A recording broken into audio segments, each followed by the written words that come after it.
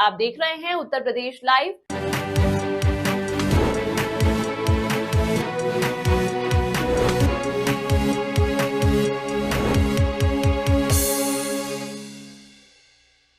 बिना किसी साक्ष्य के कब्रिस्तान की भूमि पर किए अवैध कब्जे पर डीएम मनीष बंसल द्वारा तहसील रामपुर में की गई एक और बड़ी कार्रवाई। जिलाधिकारी श्री मनीष बंसल के निर्देशों के क्रम में सुभान अहमद उर्फ सहाबुद्दीन अहमद पुत्र बुरहान अहमद निवासी मोहल्ला बाजार कला कस्बा परगना व तहसील रामपुर मनिहारन पर बिना किसी साक्ष्य बैनामा के कब्रिस्तान की भूमि पर कब्जा कराने एवं अवैध रूप से भूमि बेचकर अवैध धनराशि प्राप्त करने के लिए सुसंगत धाराओं में एफआईआर दर्ज कर विधिक कार्रवाई की गई। इसके साथ ही बेहट तहसील क्षेत्र में फरार खनन माफिया की अवैध संपत्ति भूमाफियाओं द्वारा की जा रही खुर्द-बुर्द क्षेत्रीय निवासियों द्वारा जिलाधिकारी महोदय को प्रेषित किए गए एक शिकायत पत्र के अनुसार ग्राम ताहरपुर की मौजूदा ग्राम प्रधान कोमल व उनके पति सुरेश द्वारा अपने परिवार के लोगों को ही करीब 35 बीघा सरकारी जमीन 132 की लैंड पर किया हुआ है कब्जा। इसके संबंध में ग्रामवासियों द्वारा पहले भी की गई थी शिकायत। पहले भी सरकारी जमीन को प्रशासन द्वारा कराया गया था कब्जा मुक्त, लेकिन दबंग ग्राम प्रधान द्वारा फिर से सरकारी जमीन पर किया गया कब्जा। इसके साथ ही जनपद के एक बड़े फरार खनन माफिया की अवैध संपत्ति को भी फर्जी बैनामे कर उपरोक्त ग्राम प्रधान पति सुरेश व रसीद निवासी असगरपुर व उसके कुछ अन्य समुदाय के भू माफिया गैंग के सदस्यों द्वारा क्षेत्र में मचाया हुआ है आतंक। वहीं जिलाधिकारी मनीष बंसल का कहना है कि सरकारी जमीनों पर अवैध कब्जा करने वाले लोगों के खिलाफ प्रशासन की ओर से कड़ी कार्रवाई की जा रही है। इसके साथ ही प्रशासनिक कर्मचारी लेखपाल में कानून जो भी इन मामलों में संयुक्त पाए जाएंगे उनके विरुद्ध संबंधित धाराओं में कड़ी कार्रवाई की जाएगी। किसी भी भू माफिया को बख्शा नहीं जाएगा। सहारनपुर यूपी से आचमन जैन की रिपोर्ट। सर, रामपुर में कुछ कार्रवाई की गई है भू माफियाओं पर, लगातार प्रशासन द्वारा इस तरह की कार्रवाई की जा रही है।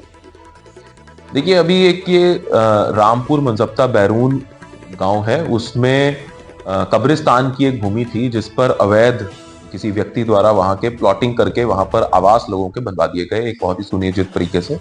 उसके विरुद्ध एफआईआर दर्ज कराते हुए उन सभी अवैध प्लॉटिंग को हटाने के लिए कार्रवाई की गई है। इसमें जो दिलचस्प बात यह भी है कि यह व्यक्ति स्वयं ही इस प्रकरण में शिकायत करता भी था और इसकी वहां के जिन लोगों के खिलाफ जिन लोगों के साथ इसने मिलकर प्लॉटिंग करी थी उनके साथ कुछ मतभेद सामने आया, जिसके कारण इसके द्वारा यह शिकायत की गई। लेकिन बाद में जब तथ्य की जांच की गई तो ये पाया गया कि ये व्यक्ति स्वयं भी इसमें शामिल था।